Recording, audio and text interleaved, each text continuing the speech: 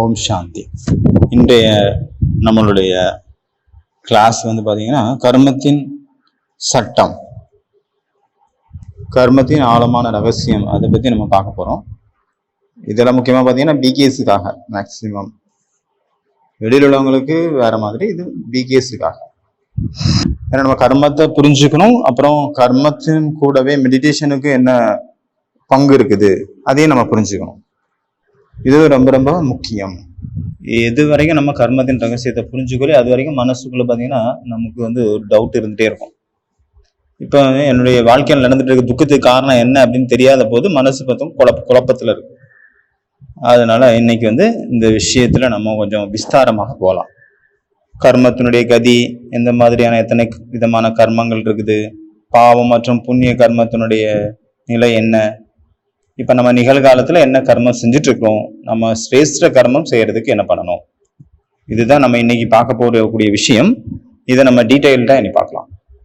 இதுல முதல் கொஸ்டின் பாத்தீங்கன்னா கர்மம்னா என்ன, வாட் இஸ் ஆக்ஷன். எந்த ஒரு காரியம் அல்லது செயல் ஆக்ஷன், அது நம்ம கர்மா அப்படின்னு சொல்றோம். இல்லைன்னா கர்மம் காரியம் செயல், நம்ம உட்கார்றது, எந்திரிக்கிறது, நடக்கிறது, இது எல்லாமே பார்த்தீங்கன்னா கர்மம். இது நமக்கு தெரியும், இது ஒரு காரியம், கர்மா அப்படின்னு பேரு. இதை விட நம்ம தூங்குறோம், இது கூட ஒரு கர்மா தான். தூங்குறது கூட ஒரு கர்மா. சரி, இது பிசிக்கலான விஷயங்கள். ஒருவேளை நம்ம நினைச்சிட்டு இருக்கிறோம், எண்ணங்கள் நமக்குள்ள ஓடிட்டு இருக்கு, நமக்குள்ள ஏதோ ஒரு எண்ணங்கள் உற்பத்தி ஆயிட்டு இருக்கு, எதை பத்தியோ எண்ணங்கள் ஓடிட்டு இருக்குன்னா அது கூட ஆக்ஷன், அது கூட கர்மா, கர்மம். இதற்கும் நமக்கு பலன் கிடைக்கும் அதன் மூலமாக கூட. அதனால ரொம்ப கவனமா இருக்கணும். கீதையில சொல்லப்பட்டிருக்குது, மனிதன் ஒரு வினாடி கூட கர்மம் இல்லாமல் இருக்க முடியாது. இப்ப பாத்தீங்கன்னா ஒரு செகண்ட் கூட நம்ம ஒரு எண்ணம் எழுப்பாம இருக்க முடியாது. ஏதாவது ஒரு எண்ணங்கள் ஓடிட்டே இருக்கும். இன்னையில இருந்து எந்த ஒரு எண்ணமும் நான் எனக்குள்ள வர விட மாட்டேன் அப்படின்னு நினைச்சு அதை கண்ட்ரோல் பண்றோம் அப்படின்னா அது கூட ஒரு எண்ணம் தான், அது கூட இப்ப கர்மம் ஆயிடுச்சு. அதனால இப்படி எண்ணங்கள் கூட நம்ம கர்மம் கணக்குல வருது அப்படிங்கிற பட்சத்துல நம்ம எது வரைக்கும் இந்த உடம்புல இருக்கிறோமோ, இந்த ஆத்மா, அது வரைக்கும் நம்ம கர்மம் செய்யாமல் இருக்க முடியாது. இப்ப சுவாசிச்சுட்டே இருக்கும், சுவாசம் நிற்கிறது இல்லை, அது கூட ஒரு கர்மா தானே. அப்ப புரிஞ்சுதான் எண்ணங்கள் உருவாக்குறது கூட ஒரு கர்மா தான். இந்த விஷயத்த புரிஞ்சுக்க வேண்டியது ரொம்ப ரொம்ப முக்கியம். இப்போ நம்ம கர்மத்தை பத்தி நிறைய விஷயங்கள் உலகத்திலேயே நம்ம கேள்விப்பட்டிருக்கிறோம். யார் எதை செய்வாங்களோ அவங்க அதை அடைவாங்க. ஒண்ணு. வேற, எதை விதைக்கிறாயோ அதை அறுவடை செய்வாய் அப்படின்னு சொல்லுவாங்க. வேற, நீங்கள் உங்களுடைய கர்மத்தின் மூலமாக உங்களுடைய பலனை உருவாக்குகிறீர்கள். உங்களுடைய பலனானது உங்களுடைய கர்மத்தின், உங்களுடைய எண்ணங்களின் மூலமாக உருவாக்கப்பட்டது. உங்களுடைய வாழ்க்கையினுடைய ஒவ்வொரு விஷயத்தையும் நீங்கள் உங்களுடைய கர்மத்தின் மூலமாக உருவாக்குகிறீர்கள், உங்களுடைய செயல்கள் மூலமாக உருவாக்குகிறீர்கள். இதுதான் கர்மா. இப்ப புரிஞ்சுதான் கர்மாவை பத்தி, அதனுடைய பலனை பத்தி பார்த்தோம். அடுத்த கேள்வி பார்த்தீங்கன்னா, கர்மா இருக்கு இல்லையா, நம்ம செய்யக்கூடிய ஒவ்வொரு கர்மம், அதாவது காரியம் அல்லது செயல் ஆக்ஷன், அது எல்லாத்துக்குமே பலன் கொடுக்கறது யாரு? வினை விதைத்தவன் வினை அறுப்பான், திணை விதைத்தவன் திணை அறுப்பான்னு சொல்றாங்க. அந்த வினை அல்ல அந்த திணை யாரு கொடுக்கறது? பகவான், கடவுள். அவர் கர்மத்தின் பலன் கொடுக்கிறாரா? என்ன நினைக்கிறீங்க? யார் அந்த இடத்துல ஜட்ஜியா இருந்தது, இவருக்கு இந்த கர்மா, இவருக்கு இந்த தண்டனை அப்படின்னு அவங்க பிக்ஸ் பண்றது யாரு? இல்லைன்னா இவர் நிறைய காரியம் செஞ்சிருக்காரு, இவருக்கு புண்ணியம் இந்த, அது பிக்ஸ் பண்றது யாரா இருக்கும்? பகவானா இல்ல வேற யாருமா? யார் தான் பண்றா? உலகத்துல சொல்றாங்க இந்த கர்மத்தின் பலனை பகவான் கொடுக்கிறார் அப்படின்னு. ஆனா இதுல பகவான் இன்டர்பியர் பண்ண வேண்டிய அவசியமே கிடையாது. பரமாத்மாவுக்கு ஒவ்வொருத்தருடைய கணக்கையும் வைக்க வேண்டிய அவசியம் கிடையாது. ஒவ்வொருத்தருடைய டிரான்சாக்ஷன் என்ன, அதெல்லாம் நான் வச்சுக்கணும், அது பார்க்கணும் அப்படியெல்லாம் கிடையாது. இப்படி இருக்குது, நம்ம என்னெல்லாம் கர்மம் செய்யறோமோ அது எல்லாம் அவர்கிட்ட போய் சேருது. அவருக்கு தெரியும் அந்த மெசேஜ். ஆனா அதுக்கான பலனை அவரு கொடுக்கறது கிடையாது. இப்போ சயின்ஸ்ல பாத்தீங்கன்னா நியூட்டனுடைய 3வது விதி எல்லாருக்கும் தெரிஞ்சிருக்கும். ஒவ்வொரு ஆக்ஷனுக்கும் அதுக்கு ஆப்போசிட்டான ரியாக்ஷன் இருக்கும். E = mc². ஒவ்வொரு வினைக்கும் அதற்கு எதிர்வினை கண்டிப்பாக உண்டு அப்படின்னு. நியூட்டன்ஸினுடைய 3வது சட்டம், 3வது லா, லா படி ஒவ்வொரு ஆக்ஷனுக்கும் அதற்கு ஆப்போசிட், இணையான ஒரு ஆப்போசிட் ஆக்ஷன் இருக்கு. நம்ம என்ன காரியம் செய்யறோமோ அது நம்ம என்னெல்லாம் செய்யறோமோ அதற்கு ஈக்குவலான ஆப்போசிட்ல இருந்து நமக்கு அதற்கான ஆக்ஷன் இருக்கு. நான் இப்ப சோத்துல பந்தை வீசுறேன் அப்படின்னா அது என்ன ஆகும், அங்க பட்டு ரிட்டர்ன் நம்ம பக்கம் தான் வரும். இப்ப நம்ம மென்டல் லெவல்லே ஆகட்டும், பிசிக்கல் லெவல்லே ஆகட்டும், நம்ம ஏதாவது கர்மம் செய்யறோம் அப்படின்னா அதனுடைய பலனை கொடுப்பது யார்? பரமாத்மாவா? இதனுடைய பலனை பார்த்தீங்கன்னா இயற்கை, அதாவது நேச்சர், அது தானாகவே கொடுக்குது. இதற்கான தண்டனை ஆகட்டும், அதனுடைய பலன் ஆகட்டும், பரமாத்மாவுக்கு இந்த ஒரு இக்கட்டான நிலை வரவே செய்யாது. ஒரு இன்டர்ஃபியர் ஆக வேண்டிய நிலைமையும் வராது. இன்டர்ஃபியர் ஆகிற நிலைமை கிடையாது. நம்ம மென்டல் லெவல்லே ஆகட்டும், பிசிக்கல் லெவல்லே ஆகட்டும், நம்ம கர்மம் செய்யற பட்சத்துல அது நேச்சர்ல போய் அது ரெக்கார்ட் ஆயிருது. அந்த இயற்கை, அந்த நேச்சர் தான் நமக்கு நம்மளுடைய கர்மத்தின் பலனை கொடுக்குது. நம்ம என்னெல்லாம் கர்மம் செய்யறோமோ அது அதனுடைய ரெக்கார்டிங் 2 இடத்துல ரெக்கார்ட் ஆகுது. ஒன்று பார்த்தீங்கன்னா நேச்சர்ல, இயற்கையில அது வித் வைப்ரேஷனாக அது ரெக்கார்ட் ஆகுது. அடுத்தது ஒவ்வொருத்தருடைய சப்கான்சியஸ் மைண்ட்ஸ், ஆள் மனசுல அது ரெக்கார்ட் ஆகிருக்குது நேச்சுரல், ஆட்டோமேட்டிக்கா. யாருமே நம்ம செஞ்ச கர்மத்தை பார்க்கல, ஆனா நான் என்ன பார்த்துட்டு இருக்கேன்ல, நான் என்ன செஞ்சேன்னு எனக்கு தெரியும் இல்லையா? அதனால என்னெல்லாம் நம்ம உடல் ரீதியா இருந்தாலும் சரி, மென்டல் ரீதியா என்னெல்லாம் கர்மம் செய்யறோமோ அது எல்லாமே நம்மளுடைய சப்கான்சியஸ் மைண்ட்ல ரெக்கார்ட் ஆகுது. இப்போ ஒரு எக்ஸாம்பிளுக்கு பார்த்தோம் அப்படின்னா, ஒருத்தர் வராரு துப்பாக்கி எடுத்துட்டு, அவர் எதிரில் யாரை பார்த்தாரோ அவங்கள சுட்டுறாரு, ஷூட் பண்ணிட்டாரு. அப்ப அவர் புண்ணிய கர்மம் செஞ்சாரா பாவ கர்மம் செஞ்சாரா? என்ன சொல்வீங்க? புண்ணிய கர்மமா பாவ கர்மமா? நீங்க சொல்லுவீங்க அது என்ன துப்பாக்கி எடுத்து சுட்டாரு, இன்னொருத்தர் சுட்டாருன்னா அது பாவ கர்மம் தானே, பாவ கர்மம் அப்படி சொல்லுவீங்க. ஆனா நான் சொல்லுவேன் இல்ல பாவ கர்மம் இல்ல, புண்ணிய கர்மம். அவர் செஞ்சது புண்ணிய கர்மம். எப்படி? உங்களுக்கு கேட்கும்போது ஆச்சரியமா இருக்கும், என்ன எப்படி சொல்றீங்க? ஒருத்தர் சுட்டுட்டாரு இன்னொருத்தர், அதை நீ புண்ணிய கர்மம்னு சொல்ற? இந்த மாதிரி எத்தனை பேர் சுத்துறீங்க அப்படின்னு உங்களுக்கு தோணுதா? தோணும். இந்த கர்மம் எங்க போகுது, எங்க நடக்குது, அதுதான் ரொம்ப முக்கியம். இது பார்டர்ல நடந்துட்டு இருக்கு. பார்டர்ல எதிரி சேனை எதிரில் வராரு, அவர் கையில துப்பாக்கி இருக்கு, அவரை விட்டுருந்தா 100 பேரை கொண்டிருப்பாரு. அந்த நேரத்துல நான் ஒரு மிலிட்ரி மேன், நான் அங்க அவரை சுட்டு கொண்டுட்டேன். அப்ப 100 பேர் காப்பாற்றப்பட்டாங்க. அப்ப இது புண்ணிய கர்மம் தானே. நாட்டை பாதுகாக்கிறதுக்காக அவரு அங்க துப்பாக்கியால சுட்டாரு. இதை பாத்தீங்கன்னா ஒருத்தர் சிட்டிக்குள்ள போறாரு, துப்பாக்கி எடுத்துட்டு வர பாக்குறவங்க எல்லாம், கண்ணுல பாக்குறவங்க எல்லாம் சொல்றாரு அப்படின்னா அது பாவ கர்மம். அப்ப அவருக்கு பாத்தீங்கன்னா தூக்கு தண்டனை கிடைக்குது. கர்மத்தினுடைய பலன் அது எதை வச்சு கணிக்கப்படுது? நம்ம ஃபர்ஸ்ட் பார்த்தோம், நம்ம என்னெல்லாம் கர்மம் செய்யறோமோ அதை இயற்கை கொடுக்குது, பிரகிருதி, நேச்சர் தானாவே கொடுக்குது அப்படின்ட்டு. ஆனா கர்மத்தினுடைய பலன் எதை பேஸ் பண்ணி டிஸ்ட்ரிபியூட் பண்றாங்க, அது எதனுடைய ஆதாரத்துல? ஏன்னா ஸ்தூலமா பார்க்கும்போது பாத்தீங்கன்னா 2 பேரும் ஒரே காரியம் தான் செய்யறாங்க. அவரும் ஷூட் பண்றாரு பாக்குறவங்களெல்லாம், இவரும் ஷூட் பண்றாரு பாக்குறவங்களெல்லாம். ஆனா அது பாவ கர்மம், இது புண்ணிய கர்மம்னு சொல்றாங்க. எந்த பேசிஸ்ல அங்க டிசிஷன் எடுக்கப்படுது? கர்மத்தினுடைய பலன் பிசிக்கல் ஆக்ஷனை பேஸ் பண்ணி கிடையாது. அது கர்மத்தினுடைய பலன் நம்மளுடைய இன்டென்ஷன், நம்மளுடைய நோக்கம் என்ன, உள்நோக்கம் என்ன அப்படிங்கிறத பேஸ் பண்ணி தான் அதனுடைய பலன் நிர்ணயிக்கப்படுகிறது. அவர் என்ன காரியம் செய்தாலும் சரி, ஆனா அது எந்த இன்டென்ஷன்ல செய்யறாரு அதை பேஸ் பண்ணி தான் அவருடைய கர்மத்தினுடைய கணக்கு, கர்மத்தினுடைய பலன் நிர்ணயிக்கப்படுகிறது.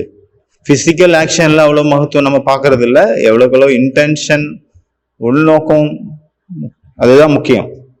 அடுத்த எக்ஸாம்பிள் பாத்தீங்கன்னா, ஒரு கன்னியா இருக்காங்க, அவங்க கங்கை நதியில குளிச்சுட்டு இருக்கிறாங்க.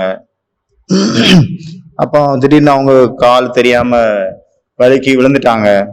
அவங்க மூழ்க ஆரம்பிக்கிறாங்க, அவங்களுக்கு நீச்சல் தெரியல. அந்த நேரத்துல 2 இளைஞர்கள் அங்க வராங்க. அவங்க தண்ணியில குதிக்கிறாங்க. குதிச்சு அந்த கன்னியாவை காப்பாத்திடுறாங்க. அப்ப அவங்களுடைய அப்பா வராரு, என்னுடைய மகளை காப்பாத்துனீங்க, மகளுடைய உயிரை காப்பாத்துனீங்க, அதனால நான் உங்களுக்கு நன்றி கடன் பட்டிருக்கேன், உங்களுக்கு என்ன வேணும் அப்படின்னு ஒருத்தர்கிட்ட கேட்கிறாரு, ஒரு யூத்துக்கிட்ட. அப்ப அவர் சொல்றாரு இது என்னுடைய காரியம், என்னுடைய கடமை, நான் செஞ்சேன் அப்படின்னு சொல்லிட்டு அவர் போயிடுறாரு, இடத்த காலி பண்ணிடுறாரு. 2வது இளைஞன்ட்ட கேட்கிறாங்க, உனக்கு என்ன வேணும், உங்களுக்கு நான் எப்படி உதவுறது அப்படின்னு கேட்டோன்னு அவர் சொல்றாரு, உங்க கன்னியா ரொம்ப அழகா இருக்காங்க, உங்க பொண்ணு, நான் மேரேஜ் பண்ணிக்க விரும்புறேன் அப்படின்ட்டு. பாருங்க, 2 பேரும் ஒரே கர்மம் தான் செஞ்சாங்க. ஆனா 2 பேரோட இன்டென்ஷன், நோக்கம் வேற வேற. அந்த நோக்கத்துக்கு ஏற்ற மாதிரி அவங்களுடைய பலனும் வேற வேறையா இருக்கு. அதனால கர்மம் பாக்குறது பாத்தீங்கன்னா 2மே ஒன்னாதான் தெரியும். 2 பேருமே உயிரை காப்பாத்தினாங்க இந்த கன்னியாவோட. ஆனா அதனுடைய இன்டென்ஷன் என்னவா இருந்தது, வேற வேறையா இருந்தது இல்லையா? அதனால கர்மத்தினுடைய பலன் கர்மத்தை ஸ்தூலமான செய்யக்கூடிய கர்மத்தை பொறுத்து கிடையாது. அவங்களுடைய உள் மனசுல என்ன இன்டென்ஷன் இருந்து அதை பேஸ் பண்ணி தான் அவங்களுக்கு பலன் கிடைக்குது. அதனால நம்மளுடைய இதுல நிறைய பேருக்கு இந்த ஞானமே இல்லை, எந்த மாதிரி நம்ம கர்மம் செய்யணும் அப்படின்னு. எத்தனை விதமான கர்மங்கள் இருக்குது, எத்தனை விதமான கர்மங்கள் இருக்கும் இங்க. கர்மத்தினுடைய எத்தனை வகைகள் அப்படிங்கிறத நமக்கு பரமாத்மா சிவன் சொல்லியிருக்கிறாரு, சிவபாபா. ஒண்ணு அகர்மம், இன்னொன்னு சுகர்மம், இன்னொன்னு விகர்மம். சுகர்மம், அகர்மம், விகர்மம், இந்த 3 கர்மங்கள் இருக்குது. அப்படின்னா இது 4 யுகங்களையும் பேஸ் பண்ணிருக்கு. சத்தியுகம், திரேதாயுகம், துவாபரயுகம், கலியுகம், அப்புறம் நடுவுல ஒரு சின்ன யுகம் இருக்கு, சங்கம் யுகம் இருக்கு. இந்த சங்கமத்துக்கு பிறகு தானாவே சத்தியுகம் வரும். அதனால சத்தியுகம் திரேதாயுகத்துல ஒரு கர்மா செய்யப்படுது அப்படின்னா அங்க பாவமும் கிடையாது, புண்ணியம் கிடையாது. அதனால அது அகர்மம், யாருக்கும் தீங்கி விளைக்காத நியூட்ரலான கர்மா அப்படின்னு சொல்லுது. துவாபரயுகம், கலியுகத்துல பாத்தீங்கன்னா நம்ம செய்யக்கூடிய ஒவ்வொரு கர்மாவும் தேக அபிமானத்துல, நான் உடல்ங்கிற உணர்வுல இருந்து செய்யப்படக்கூடிய காரணத்தினால எல்லாமே அங்க விகர்மமா தான் அமரும். விகர்மங்கள் தான் நடக்குது. சங்கம் யுகத்துல நம்ம ஆத்மீக உணர்வுல இருந்து ஒவ்வொரு காரியத்தையும் செய்யும் பொழுது அதற்கு சுகர்மம் அப்படின்னு பேர். ஆகையினால சங்கம் யுகத்துல சுகர்மம், சத்தியுகம் திரேதாயுகத்துல அகர்மம், துவாபர கலியுகத்துல விகர்மம். இப்ப கேள்வி என்ன அப்படின்னா, இப்ப நம்ம நிகழ்காலத்துல என்ன கர்மம் செஞ்சுட்டு இருக்கிறோம்? சரி, இல்லை அப்படின்னா பாவ கர்மம்னு நம்ம எதுக்கு சொல்றோமோ அதனுடைய அடையாளம் என்ன, அதனுடைய பரிபாஷை என்ன? ஒவ்வொரு கர்மத்துக்கும் ஒவ்வொரு விதமான பலன்னு பார்த்தோம், இன்டென்ஷன் பேஸ் பண்ணி இருக்கிறனால. அதனால பாவ கர்மத்தினுடைய அடையாளம் என்ன, புண்ணிய கர்மத்தினுடைய அடையாளம் என்ன? அதாவது என்ன ஒரு கர்மம் செஞ்சாலும் சரி, அதுல நம்ம தேக உணர்வுல, தேக அபிமானத்துல, நான் உடல் அப்படிங்கிற அபிமானத்துல இருந்து என்னெல்லாம் காரியம் செய்யறோமோ அது எல்லாமே பாவ கர்மத்துலதான் செய்யறது. பொய் சொல்றது, திருடுறது, கோவப்படுறது, இதெல்லாம் பாவ கர்மம்னு நம்ம எல்லாருக்குமே தெரியும். இது நம்ம வெளியில தெரியுதா? இது இல்லாம நம்ம உடல் அப்படிங்கிற உணர்வுல இருந்து நம்ம என்னெல்லாம் காரியம் செய்யறோமோ அது நிறைய அதிக நேரம் இருக்கும் பொழுது ஒவ்வொரு நிமிடத்துக்கு ஒவ்வொரு நிமிஷமும் நம்ம பாவ கர்மம் தான் செஞ்சுட்டு இருக்கோம். ஏன்னா நம்ம பார்த்தோம், நம்ம எண்ணங்கள் நமக்குள்ள ஓடிட்டே இருக்கு. எண்ணங்கள் நம்ம எழும்பாம இருக்கவே முடியாது ஒரு செகண்ட் கூட. எப்படி மூச்சு காத்தோம் அதே போல எண்ணங்கள். அதாவது கர்மம் செய்யாமல் ஒரு வினாடி கூட இருக்க முடியாது, ஒரு செகண்ட் கூட இருக்க முடியாது. கூடவே பாத்தீங்கன்னா கர்மத்தினுடைய பலன் நம்மளுடைய டிட்டர்மைன், நம்மளுடைய உள்நோக்கத்தை பேஸ் பண்ணி தானே இருக்கு. அதாவது நம்ம பாடி கான்சியஸ்ல இருந்து நம்ம ஒரு காரியத்தை செய்யறோம் அப்படின்னா சூட்சுமான ரூபத்துல 5 விகாரங்களுடைய அம்சம் அங்க இருக்கு. அதாவது நமக்குள்ள என்ன வந்துட்டு இருக்கோ அது பாத்தீங்கன்னா அந்த நேரத்துல அந்த சிச்சுவேஷனை பொறுத்து 5 விகாரங்கள்ல ஏதாவது ஒண்ணு அங்க இருக்கும் உள்ளுக்குள்ள. இதுல இருந்து என்ன தெளிவாகுது, நம்ம உலகத்துல இந்த உலகத்துல இருந்துட்டு இருக்கோம். ஒவ்வொரு செகண்டும், நம்ம இருக்கிற ஒவ்வொரு செகண்டும் நம்மளுடைய எண்ணங்கள் மூலமாக நம்மளுடைய சூட்சும ரீதியில நமக்குள்ள ஏதாவது ஒரு விகர்மங்கள் வைப்ரேஷன் ரூபத்துல இந்த உலகத்துல போயிட்டு தான் இருக்கு. நம்ம பாவ கர்மம் எதுவும் செய்யல, நார்மல் கர்மம் தான் செஞ்சுட்டு இருக்கோம். ஆனாலும் நம்ம தேக உணர்வுல இருந்து நம்ம செய்யும் போது அது சூட்சும ரீதியில அந்த 5 விகாரங்களுடைய வம்சங்கள் அந்த வைப்ரேஷனாக உலகத்துல பரவிட்டு இருக்கு. இப்ப நம்ம உட்கார்ந்துருக்கோன்னு வச்சுக்கோங்க, எண்ணங்கள் வராம இருக்காதுன்னு பாத்துட்டோம். ஆனா தேக அபிமானத்துல இருக்கும் அப்படின்னு வச்சுக்கோங்க.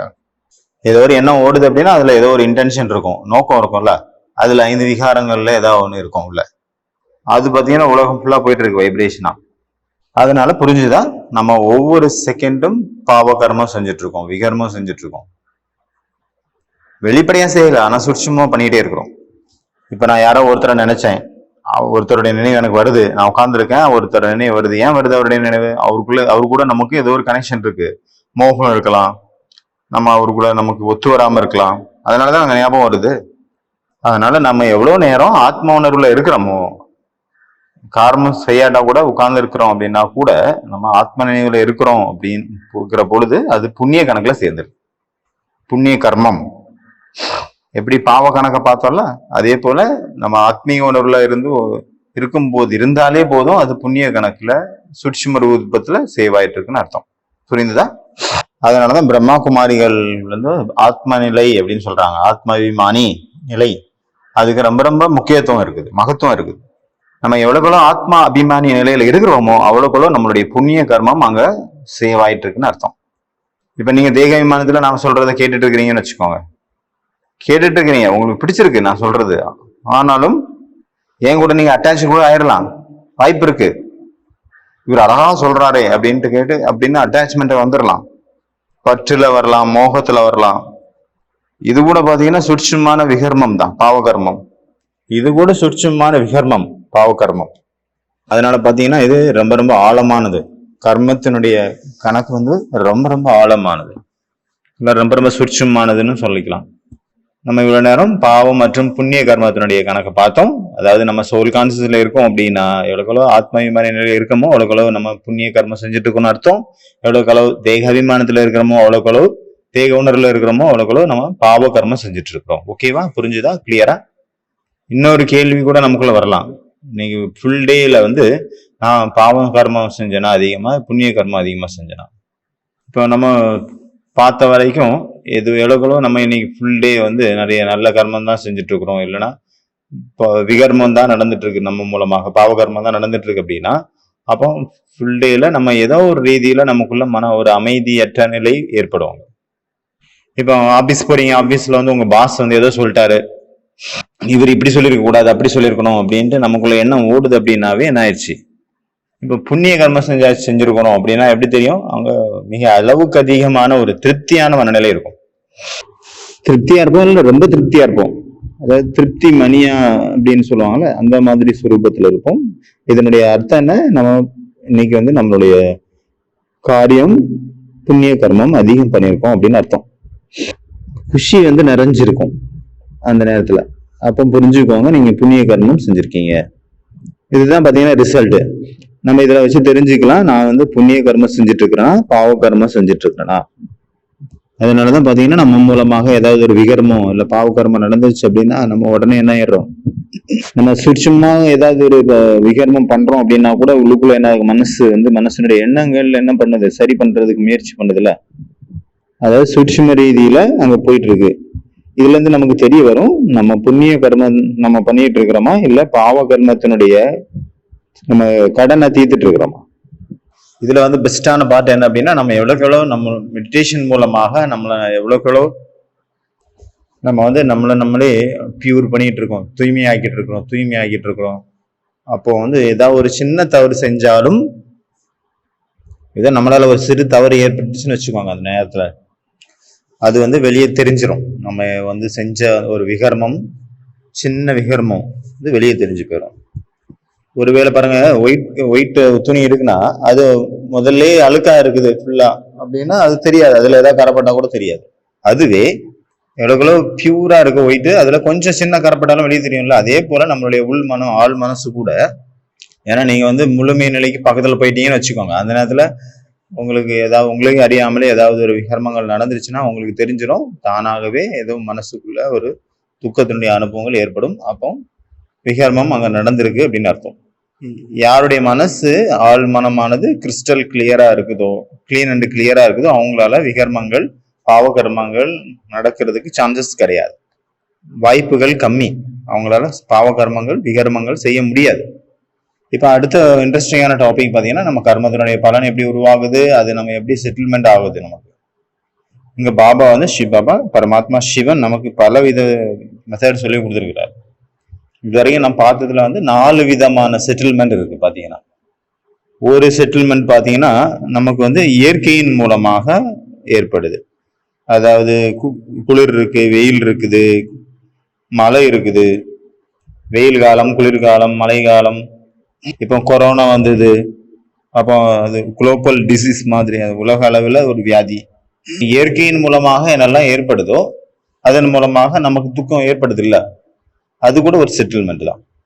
இன்னைக்கு எனக்கு வந்து ஜலதோஷம் வந்துருச்சு, டெய்லி ஒவ்வொரு தடவையும் நான் வந்து கூல்ட்ரிங்க்ஸ் குடிச்சிடுறேன் ரொம்ப கூலிங்கா, ஆனா ஒண்ணுமே ஆகல, ஆனதே இல்லை. ஆனா இன்னைக்கு லைட்டா குடிச்சேன், உடனே எனக்கு ஜலதோஷம் பிடிச்சிருச்சு. இப்ப ஆத்மாவுக்கு ஏதோ ஒரு விதத்துல கஷ்டம் ஏற்படுது இல்ல, மைனூட் லெவல்ல. இதுதான் இயற்கையின் மூலமாக இயற்கையான செட்டில்மெண்ட் அப்படின்னு அர்த்தம். அது ஒன்று பார்த்தோம், இயற்கையின் மூலமாக நமக்கு செட்டில்மெண்ட் ஏற்படுது. இன்னொன்று ரெண்டாவது, இது நம்ம பார்த்தது சூட்சமாக, இது வெளியில தெரியறது இல்லை. ஆனா இன்னொன்னு பாத்தீங்கன்னா பணத்தின் மூலமாக, பைனான்ஸ் எல்லாமே ஓகேவா இருக்கு, ஆனா பணம் இல்லை செலவு. அப்ப ஏழ்மையா இருக்கவங்க ஏழையா இருப்பாங்க, அப்ப ஏழ்மை, அப்ப ஆத்மாவுக்கு கஷ்டம் இருக்கு இல்லையா அதுல கூட. அதனால இது ரெண்டாவது பாயிண்ட், இது பணத்தின் மூலமாக செட்டில்மெண்ட் ஏற்படுறது. மூணாவது செட்டில்மெண்ட் பாத்தீங்கன்னா உடல் ரீதியாக. சில நேரம் பாத்தீங்கன்னா இப்படி இருக்கும், எனக்கு சின்ன வயசுல இருந்தே ஒரு வியாதி என் கூடவே இருந்துட்டே இருக்குது, இல்லைன்னா எல்லாமே கரெக்டா தான் இருந்தது, திடீர்னு ஒரு வியாதி வந்துருச்சு. அப்ப சரீரத்துக்கு கஷ்டம் ஏற்படுது இல்ல உடம்புக்கு. இப்போ உடம்பு சரியில்லாம ஆயிடுச்சு, ஏதோ ஒரு வியாதி வந்துருச்சு, அப்போ ஆத்மாவுக்கு துக்கம் ஏற்பட சொல்றாங்க, எனக்கு உடம்பு சரியில்லாம ஆயிடுச்சு அப்படின்னு. அப்போ ஆத்மாவுக்கு ஏதோ ஒரு விதத்துல துக்கம் கிடைச்சிருச்சுல, துக்கம் அனுபவிக்குது இல்ல. சுகம் ஒன்றும் கிடையாது, உடம்பு சரியில்லாம போச்சுன்னா சுகம் ஃபீல் ஆகுது, எங்கேயாவது துக்கம் தானே ஃபீல் ஆகுது. இப்போ ஆக்சிடென்ட் ஆயிடுச்சு, இல்ல வியாதி வந்துருச்சுன்னு வச்சுக்கோங்க, எல்லார்ட்டையும் என்ன சொல்றாங்க, எனக்கு வியாதி வந்துச்சு, உடம்பு சரியில்லை அப்படின்னு சொல்றாங்க. அப்படின்னா உடல் ரீதியாக அங்க அவங்களுக்கு கஷ்டம் ஏற்படுது இல்லையா. ஒண்ணு பார்த்தா இயற்கையின் மூலமாக அவங்களுக்கு கணக்கு கழியுது, ரெண்டாவது வியாதிகள் மூலமாக அந்த கர்ம சுமையை கழிச்சிட்டு இருக்கும். ரெண்டுமே இப்ப ஈக்குவலா தான் தெரியுது. இந்த மாதிரி செட்டில்மெண்ட் ரெண்டு இப்ப பார்த்தோம். ஃபர்ஸ்ட் இயற்கை மூலமாக செட்டில்மெண்ட், ரெண்டாவது பணத்தின் மூலமாக செட்டில்மெண்ட், மூணாவது உடல் ரீதியான செட்டில்மெண்ட். இப்ப நேச்சுரல் அப்புறம் அந்த பணம் பாத்தீங்கன்னா அதை குளோபல் லெவல்ல உலக ரீதியா நம்ம சொல்லலாம். ஆனா உடல் ரீதியா வரக்கூடியது பர்சனல் அப்படின்னு சொல்லிக்கலாம். இப்ப நாலாவது வரக்கூடிய செட்டில்மெண்ட் பாத்தீங்கன்னா ரொம்ப ரொம்ப ரொம்ப இம்பார்ட்டன்டான செட்டில்மெண்ட். இந்த செட்டில்மெண்ட் பாத்தீங்கன்னா கணக்கு கழியக்கூடியது சம்பந்தங்கள் மூலமாக, ரிலேஷன்ஸ் மூலமாக, ரிலேஷன்ஷிப் மூலமாக. இவங்க கூட நான் இவ்வளவுதான் நல்ல விதமா நடந்துகிட்டா கூட அவங்க என்கிட்ட நல்ல விதமா நடக்கிறது இல்லை. இப்ப மருமகள் மாமியார் இருக்காங்க, மாமியார் மருமகள் இருக்காங்க, லைஃப் நல்லா தான் போயிட்டு இருந்தது, ஏதோ ஒரு விதத்துல எங்கேயோ ஒரு இடத்துல பார்த்தாங்க, அவங்களுக்குள்ள ஃப்ரெண்ட்ஷிப் ஏற்பட்டுடுச்சு. இதுதான் செட்டில்மெண்ட். இப்ப புரிஞ்சுதா? ஃபர்ஸ்ட் நம்ம பார்த்தது என்ன, இயற்கையின் மூலமாக செட்டில்மெண்ட் நமக்கு கிடைக்குது, அடுத்தது ரெண்டாவது பணத்தின் மூலமாக, மூணாவது உடல் ரீதியான செட்டில்மெண்ட், இப்ப நாலாவது கடைசி ரொம்ப முக்கியமானது ரிலேஷன்ஸ் மூலமாக செட்டில்மெண்ட். இப்ப நம்ம நிகழ்காலத்துல என்ன ஒரு செட்டில்மெண்ட்ல இருக்கிறோம் அப்படின்னு நீங்க பாத்தீங்கன்னா, அந்த 4 செட்டில்மெண்ட்ல ஏதாவது ஒரு செட்டில்மெண்ட் உங்களுக்கு போயிட்டு இருக்கும் உங்க வாழ்க்கையில. ஒருவேளை 3 ஓகேவா இருக்கு அப்படின்னா 4வது ஸ்டார்ட் ஆயிரும். 3 செட்டில்மெண்ட் முடிஞ்சிருச்சு, அடுத்து 4வது செட்டில்மெண்ட் தானே ஆரம்பிக்கும். அதனாலதான் நம்ம பாக்குறோம், நம்ம லைஃப்ல ஒரு ப்ராப்ளம் முடியறதுக்கு முன்னாடியே அடுத்த ப்ராப்ளம் வர்றதுக்கு ரெடியா இருக்கு. நீ போனா நான் வந்துடுறேன் அப்படிங்கிற மாதிரி. 2வது முடிஞ்சிருச்சுன்னா 3வது ப்ராப்ளம் இருக்குது. நம்ம சின்ன வயசுல படம் பார்த்துருப்போம், அப்பா நல்லதுப்பா வில்லன் செத்துட்டான், இனி ஹீரோயின் கூட நல்ல சுகமா வாழ்வாரு அப்படின்னு பார்த்தா அடுத்த புது வில்லன் வந்துருவான். அதே போலதான் நம்மளுடைய லைஃப் கூட இப்ப எல்லா ப்ராப்ளமும் முடிஞ்சிருச்சு, இனி எல்லாமே சுகமா இருக்கும் அப்படின்னு 100% நம்பிக்கை கிடையாது. இப்ப கேட்டு பாருங்க, யாரெல்லாம் 70 வயசு 80 வயசு ஆயிடுச்சோ அவங்கள்ட்ட கேளுங்க, அவங்களுடைய ப்ராப்ளம்ஸ் சரியாயிடுச்சா? ப்ராப்ளம்ஸ் டெய்லி வந்துட்டு தான் இருக்கு, இது வரைக்கும் நின்ன பாடு இல்லை. ஏன் அப்படின்னா நம்ம போன ஜென்மத்துல இல்ல அதுக்கு முந்தின ஜென்மங்கள்ல பல ஜென்மங்கள்ல செய்த அக்கௌண்ட்ஸ் அவ்வளவு கிரியேட் பண்ணி வச்சிருக்கிறோம். அதனால ஒரு ப்ராப்ளம் சரியானோன்னா அடுத்தது உடனே அடுத்த ப்ராப்ளம் நிற்குது, நம்ம செய்த கர்ம வினை. சரி, இது எது வரைக்கும் வரும்? எது வரைக்கும் இந்த மாதிரி வந்துட்டே இருக்கும் ப்ராப்ளம்ஸ்? இது எப்படி சொல்யூஷன், இதனுடைய சொல்யூஷன் என்ன அப்படிங்கிறத நம்ம அடுத்தது பின்னாடி பார்க்கலாம்.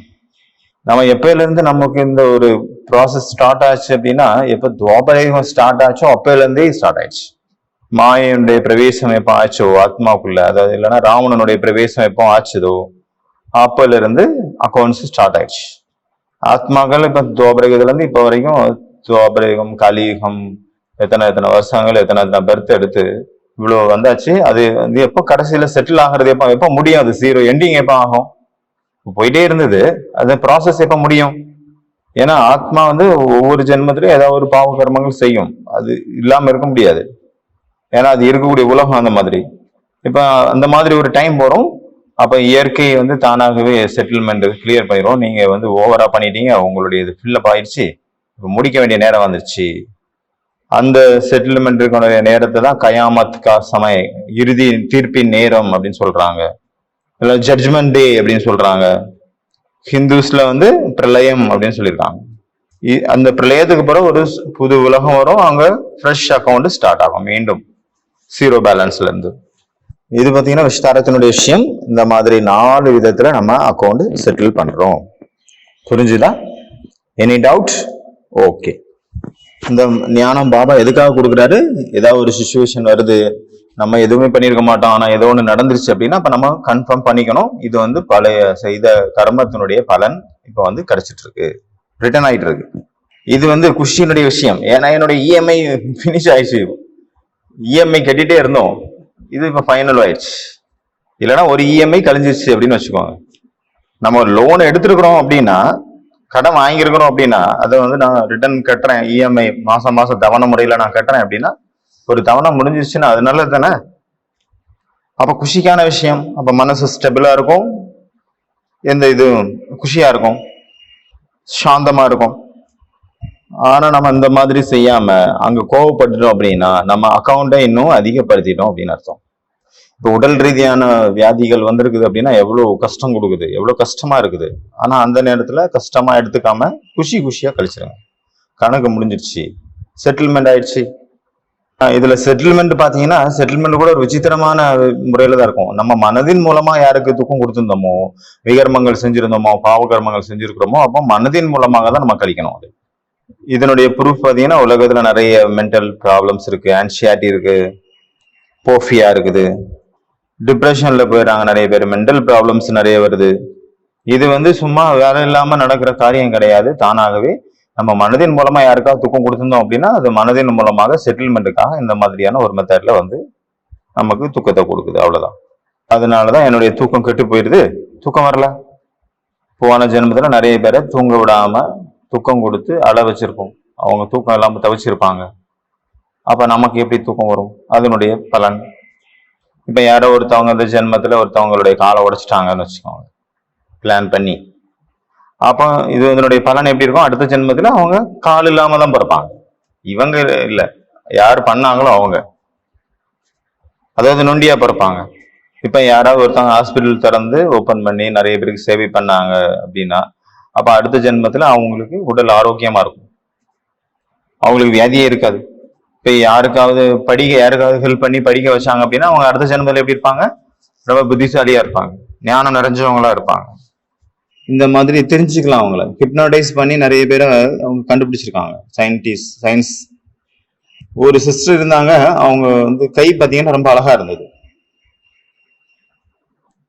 இவ்வளவு வந்து சினிமா டிவியில வந்து எவ்வளவுக்களோ அவங்களுக்கு நிறைய விளம்பரம் எல்லாம் வருது இல்லை, அதுல ப்ராடக்டை காட்டுவாங்கல்ல, அதுக்காக அவங்க கைகளை தான் யூஸ் பண்ணப்படுது. ஏன்னா அவங்க கைகள் நல்லா இருக்கும், கை மூலமாக அவங்களுக்கு நிறைய வருமானம் ஏற்படுது. இதை வந்து பாத்தீங்கன்னா அவங்கள ஹிப்னோடைஸ் பண்ணாங்க, ஹிப்னோடைஸ் பண்ணி அதுல கேட்டதுல தெரிய வந்தது அவங்க போன ஜென்மத்துல ஏதோ ஒரு ஆசிரமத்துல நர்ஸா இருந்தாங்க. அப்போ அங்க இருந்த குழந்தைங்களா நல்லா குளிப்பாட்டி அழகுபடுத்தி இந்த மாதிரி சேவையை நிறைய பண்ணாங்க. அதனால இந்த ஜென்மத்தினுடைய அவங்களுடைய சோர்ஸ் ஆஃப் ஏர்னிங் வந்து அவங்க வருமானத்துக்கு ஆதாரம் இந்த கைகள் அமைஞ்சிருச்சு.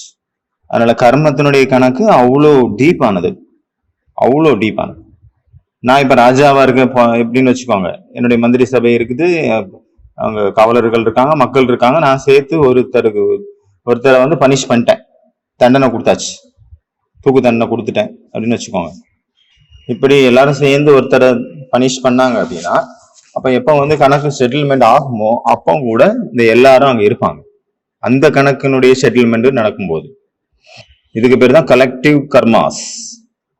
இதுதான் நம்ம இப்ப கேள்விப்படுறோம். ஒரு பஸ் ஃபுல்லா தீர்த்த யாத்திரைக்கு போறாங்க எங்கேயாவது, அவங்க சுப காரியத்துக்கு தான் போனாங்க, ஆனா அவங்க பஸ்ஸை கவுந்து போய் எல்லாருமே அடிபட்டது இல்லை இறந்து போயிடுறாங்க.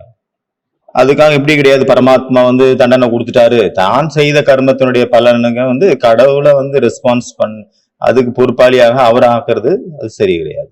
அவரு கிடையாது, நம்ம செஞ்சிருந்தாதான் அங்க அனுபவிக்க முடியும். நம்ம என்ன செஞ்சோமோ அதுதான் நம்ம அனுபவிக்கிறோம். இப்ப கடவுள் பகவான் அவர் வந்து நம்ம அப்பா, எந்த அப்பாவாவது விரும்புவாரா என் குழந்தைக்கு தண்டனை கொடுக்கணும் அப்படின்ட்டு? நான் ஏத்துக்கிறேன்னு தான் சொல்லுவாங்க எந்த தந்தையா இருந்தாலும். அதனால யார் செய்யறாங்களோ அவங்க தான் அடைவாங்க. ஒரு குழுவாக இருந்து ஒரு காரியம் செஞ்சாங்க அப்படின்னா அவங்களுக்கு குழுவாக பனிஷ்மெண்ட் அதுக்கு கிடைக்குது, அதனுடைய பலன். அதனால அந்த பஸ்ல அந்த மாதிரி ஆட்கள் உட்கார்ந்துக்கிறாங்க. யாருக்கு அங்க மரணம் அங்க நிச்சயிக்கப்பட்டுச்சோ அவங்கதான் அந்த பஸ்ல இருப்பாங்க. யாரு அங்க செட்டில்மெண்ட்ல அவங்க கிடையாதோ அவங்க அதுல இருந்திருந்தாங்க கூட அவங்க அதை தப்பிச்சிருவாங்க, அவங்களுக்கு ஒண்ணும் ஆகாது. இப்ப பூகம்பம் வருது, அங்க இருக்கிற எல்லாருமே இறந்து போயிட்டாங்க, ஆனா ஒரே ஒரு பில்டிங்ல இருந்த ஒரு 4-5 பேர் மட்டும், அந்த ஃபேமிலி மட்டும் சேஃப் ஆயிடுச்சு, பாதுகாப்பா இருந்தாங்க. எப்படி? இதனுடைய பதில் என்ன? கர்மத்தின் ஆதாரம் ரொம்ப முக்கியம். அதுதான் கர்மத்தை பேஸ் பண்ணி தான் ஒவ்வொரு பலன் ஒவ்வொரு வினையும் ஏற்படுகிறது. அதனால நம்ம புரிஞ்சுக்கணும், இது கடைசி நேரம். இத்தனை ஜென்மமா செஞ்ச கர்மத்தினுடைய செட்டில்மெண்ட் இப்பதான் நடந்துட்டு இருக்கு. அதனால பல பெரிய பெரிய ரூபத்துல நமக்கு முன்னாடி செட்டில்மெண்ட் நிற்கும். ஏன்னா லாஸ்ட் டைம்ல முடிக்கணும்ல, எல்லாத்தையும் கொஞ்ச நாள் தான் இருக்குது, டைம் கம்மியா இருக்குது, ஆனா செட்டில்மெண்ட் அதிகமா இருக்கு. அதனால பரமாத்மா சிவபாபா நமக்கு சொன்ன விதிப்படி ஒவ்வொருத்தருடைய கர்மத்தினுடைய கணக்கு அவ்வளவு இருக்குது. அதனால ஒவ்வொரு நாள் ஆக அதற்கான செட்டில்மெண்ட் துக்கத்தினுடைய அளவு அதிகமா தான் ஆயிட்டு இருக்குமே தவிர குறைய போறது கிடையாது.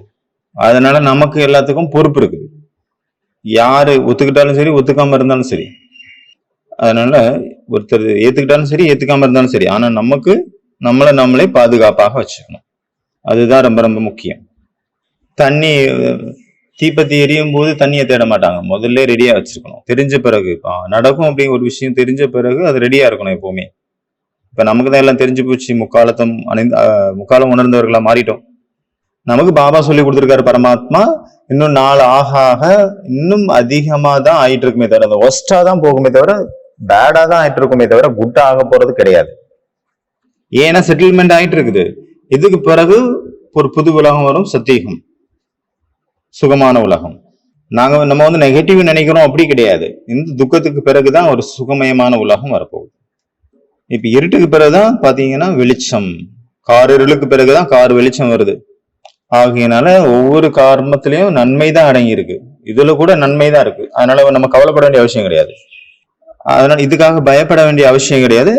நம்ம ஏன் இந்த சமயத்தை நம்ம காலத்தை பாக்குறோம், இந்த சங்கமிக நேரம்ன்றது நமக்கு தெரியுது. அப்போ நம்ம சிரேஷ்ட கர்மத்தினுடைய விதையை விதைக்க கூடாது. நம்ம ஏன் இது விதைக்க வேண்டிய நேரம். சிரேஷ்ட கர்மம் அப்படிங்கிற விதையை நீங்க போடுங்க, அப்ப அது மறந்து பெரிய மரமாகி நமக்கு அது பலன் கொடுக்கும். இதற்கான விதை போடக்கூடிய காலம் அந்த யுகம் தான் இப்ப நடந்துட்டு இருக்குது. இப்போ பிரசன்ட் டைம் விதை போடுறதுக்கான நேரம். அதனால நான் பழைய ஏற்பாட்டிலேயே போயிட்டு இருக்கிறேன் அப்படின்ற மாதிரி இருக்கக்கூடாது, இதை புரிஞ்சுக்கணும். அதனால நம்ம தனியா பண்ணது தனியா நமக்கு அனுபவம் ஆகுது, கலெக்டிவா செஞ்சது கலெக்டிவா நம்ம பலன் அனுபவிக்கிறோம். 0.111% உங்களுக்கு துக்கம் ஃபீல் ஆகுது அப்படின்னா கூட அது ஏதோ ஒரு செட்டில்மெண்ட் அங்க போயிட்டு இருக்கு அப்படின்னு அர்த்தம். சரி, ஏற்கனவே பண்ணது இப்படி வந்துட்டு இருக்கு, அப்புறம் நம்ம பிரசன்ட் இப்போ நிகழ்காலத்துல என்ன பண்றோம், அதே பெருத்தும் அதனுடைய பலனும் கிடைச்சிட்டு இருக்கு. இப்போது கை மேல காசு, கை மேல பலன் கிடைச்சிட்டு இருக்கு. அது நம்ம என்ன கர்மம் செய்யறோங்கிறத பொறுத்து அதுக்கான பலன் கிடைச்சிட்டு இருக்குது. அச்சா, ஓம் சாந்தி. மீதியை அடுத்த பார்ட்ல பார்க்கலாம். இது பார்ட் 1. ஓம் சாந்தி.